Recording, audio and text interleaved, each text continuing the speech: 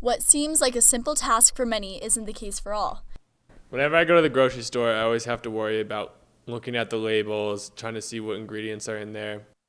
Garrett Baylis is allergic to soy and peanuts and is part of the estimated 8% of the American population that suffers from food allergies.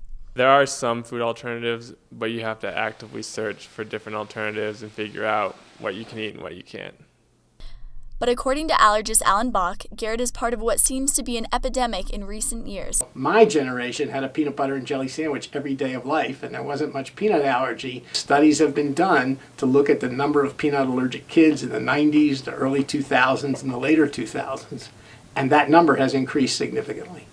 David Lurie was among those and is founder and president of Boulder Sun Cups, a treat company that makes peanut-free, tree nut-free, and gluten-free Sun Cups, similar to the Reese's Cup. Little did Lurie know he would soon be on the forefront in the fight against allergies. One day a guy called me on the phone and he said, "I need to come see you." And I said, "About what?" And he said, "Oh, I can't talk over the phone." And he came over at about 4 o'clock and he handed me a jar of roasted sunflower seed butter. And he said, "Can you make a Reese cup with this?" I thought about it for a minute and I said, "Sure." It was a tall order. Produce an alternative food for allergy sufferers who know all too well the symptoms that could land them in the ER. Throat closing, a funky kind of cough, and in people who have asthma, a food allergy, a food allergic reaction that triggers their asthma can be life-threatening. Lurie asked that the man give him a week, but a day later he turned out a product that would impact the life of one little boy.